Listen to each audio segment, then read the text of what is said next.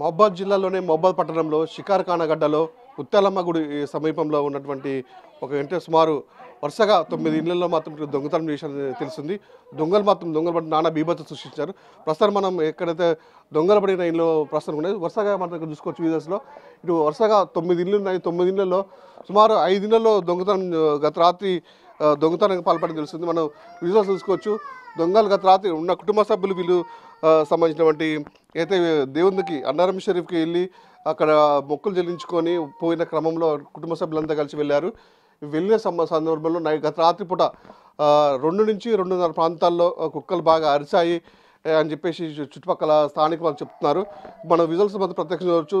దొంగలు పడి అంటే బీరువాలో మొత్తం బ్రేక్ చేసి మంచం మీద సంబంధించినటువంటి ఉన్న వస్తువులు మొత్తం చంద్రబంధంగా పడేశారు. పడే సందర్భంలో కూడా సంబంధించిన స్థానికులు వీరందరూ కూడా అంటే కుటుంబ సభ్యులందరూ కలిసి సంతోషంగా అన్నారం షరీఫ్ దర్గాను దర్శించుకొని వెళ్దాం క్రమంలో దొంగలు పడిన సమాచారం స్థానికుల ద్వారా తెలుసుకొని అక్కడి నుంచి వచ్చి మనం చూసుకోవచ్చు. వస్తువులు కూడా చిన్నగా పడేసి ఉన్న సమయంలో పోలీసులు కూడా సమాచారం అందించారు. ఇక్కడ సమాచారం అందించిన పోలీసుల మీద వచ్చి కూడా ఇక్కడ సంబంధించిన ప్రతి ఒక్క వస్తువును కూడా క్షుణ్ణంగా పరిస్థితి మన వీడియోలు చూసుకోవచ్చు. ఇక్కడ వరుసగా ఉంటాయి 8 ఇళ్ళు మాత్రం ఇక్కడ వరుసగా ఉన్నాయి. ఒకటి తర్వాత ఒకటి ఉన్నాయి. దీంట్లో ప్రతి ఒక్క ఇల్లుని కూడా ఏదో క్షుణ్ణంగా సమయం గురించి తాళాలు తీసి మరీ దొంగతనం చేసి చూసుకోవచ్చు. ప్రతి ఒక్క ఇంట్లో కూడా వాళ్ళ సొంత ఇంటిలో కూడా ఈ విధంగా చేసుకుంటూ మాత్రమే దొంగతనం జరిగింది. ఉన్నాడు సమయం అంటే సుమారు 10 నుంచి 15 లక్షల వరకు కూడా ఇటు దొంగతనం జరిగిందని చెప్తున్నారు. మన విజువల్ చూసుకోవచ్చు. ఇక్కడ ఉన్నట్టు బ్రేక్ చేశారు. ఇక్కడ ఉన్నట్టు తాళం కూడా బ్రేక్ చేశారు. ఇది బ్రేక్ రాకపోవడంతో కొంతమంది 8 ఇళ్ళు వరుసగా ఉన్నాయి. 5 ఇళ్ళు మాత్రం వరుసపడి ఇప్పటికే పోలీసులు సమాచారం అందుకొని క్లోజ్ టీమ్స్గా వచ్చి ఇక్కడ మొత్తం సంబంధించినటువంటి ఆధారాలు మొత్తం సేకరిస్తున్నాం. మనం ఇది 2వ ఇల్లు చూసుకోవచ్చు. మనం ఈ 2వ ఇల్లు కూడా సేమ్ అదే తరహాలో ఏదైతే ఉందో దొంగతనం పాల్పడిన వారు మొత్తం సామాగ్రి అంటే వస్తువులు బంగారము డబ్బులతో తీసుకొని ఉన్న వస్తువులు మొత్తం ఇట్లా బెడ్పై మొత్తం చిందరవందరగా మొత్తం పడేసిన మొత్తం చూసుకోవచ్చు. ఇట్లనే సుమారు 5 ఇళ్లలో కూడా వరుసగా ఇదే సిచ్యువేషన్ కూడా మనకు కనబడుతుంది. దొంగలు కూడా అంటే గత రాత్రి 2:30 ప్రాంతంలో ఇక్కడికి వచ్చి బ్రేక్ చేశారు అంటే కుక్కలు అరిచాయని కూడా స్థానికులు చెప్తున్నారు. ఇక్కడ చూసుకోవచ్చు. ఇది మనం చూసేది 3వ ఇల్లు. ఇది వరుసగా ఇట్లా సంబంధించినటువంటి వరుసగా ఒక 8 ఇళ్లలో వరుస జరగడంతో 5 ఇళ్ళు మాత్రం జరిగాయి. కొంతమంది మాత్రం ఇక్కడ స్థానికంగా ఉండట్లేదు. ఇక్కడ వేరే ఊర్లో ఉంటారని చెప్తున్నారు. వీళ్ళు చూసుకోవచ్చు. ఇక్కడికి ఉన్నటువంటి పోలీసులు సమాచారం అందించారు. పోలీసులు కూడా ఇక్కడికి వచ్చి సంబంధించినటువంటి ఆధారాల మీద క్లోజ్ టీమ్స్ ఆధారాల మీద సేకరిస్తున్నాయి. ఒకసారి మనం వాళ్ళ ఒక బృందం వాళ్ళని అడిగి తెలుసుకుందాం. బాయ్ ఏం జరిగింది, ఎట్లా జరిగింది, ఏంటి విషయం, ఎప్పుడు జరిగింది బాయ్? ఇది నైట్ జరిగిందండి. నైట్ జరిగింది. మేము లేని సమయంలో మేము అన్నారం షరీఫ్ దర్గా వెళ్ళినాము నిన్న మార్నింగ్. ఇది వచ్చేసి నైట్ జరిగినట్టుంది సమాచారం మాకు మార్నింగ్ అందింది. అంటే ఇప్పుడు సుమారు మొత్తం వరుసగా ఉన్నాయి కాంప్లెక్స్ మొత్తం 8-9 ఇళ్ళు వరుసగా ఉందని తెలుస్తుంది. 5 నుంచి 6 ఇళ్ళు దొంగతనం జరిగింది తెలిసింది. అంటే ఏ విధంగా అనుమానం ఉన్నాయి మీకు ఎవరిపైనా? మీకు పోలీసులు ఎప్పుడు సమాచారం ఇచ్చారు మీరు? అంటే అనుమానం అంటే ఎవరి మీద చేయలేము మనం. తెలిసిన వాళ్ళు చూసిన వారే మనం చేయొచ్చు. నైట్ అంటే సుమారు ఎంత పోయిందని మీరు అంటున్నారు? మేబీ పోయిండొచ్చు. నేనైతే ఇంటిమేషన్ అయితే చేయలేను. ఈ రూమ్లో అయితే 30 తులాలు వెండి పోయింది, 16,000 క్యాష్ పోయింది. మీరు చెప్పండి ఎట్లా మొత్తం 8 ఇళ్ళలో జరిగింది అంటున్నారు కదా, ఏం జరిగింది అసలు? ఇక నైట్ వచ్చి దొంగతనం చేసినట్టే చెప్తున్నారు. అంతే. ఏం జరిగింది దొంగతనం ఎప్పుడు జరిగింది? నైటే జరిగింది అంటున్నారు. ఇక నైట్కి ఏ టైం వచ్చిందో ఏమో మనకు కూడా తెలియదు. అంతే. ఇక మేము మార్నింగ్ వచ్చి ఫోన్ వచ్చి చూస్తే మొత్తం తాళాలు మొత్తం పలగొట్టేసి ఉన్నాయి. 5 రూమ్ల తాళాలు పలగొట్టేసి ఉన్నాయి. మొత్తం బీరువాలు తీసేసి ఇట్లా ఓపించినాయి.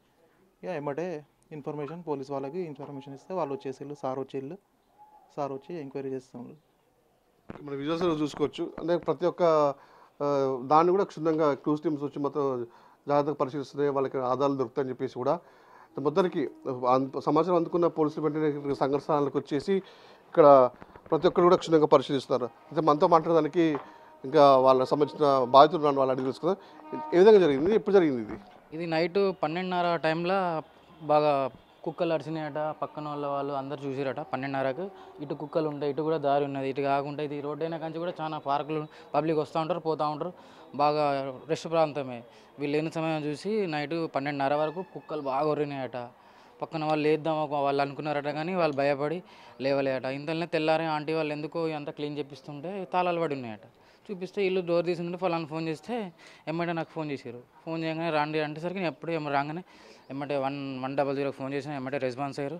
పోలీసు వాళ్ళు వచ్చారు, ఎస్ఐ గారు వచ్చారు, కానిస్టేబుల్స్ అన్న వాళ్ళందరూ వచ్చారు. సుమారు ఇప్పుడు చెప్తున్నారు మామూలుగా అంచనా 15 నుంచి 20 లక్షలు పోయినాయి, బంగారం డబ్బులు పోయిన చెప్తున్నారు కదా, ఎంత పోయించారు? పోవచ్చు కంపల్సరీ 10 లక్షల నుంచి 12 లక్షలు 15 లక్షల దాకా పోవచ్చు కంపల్సరీ. గోల్డ్ గీల్డ్ బాగున్నది.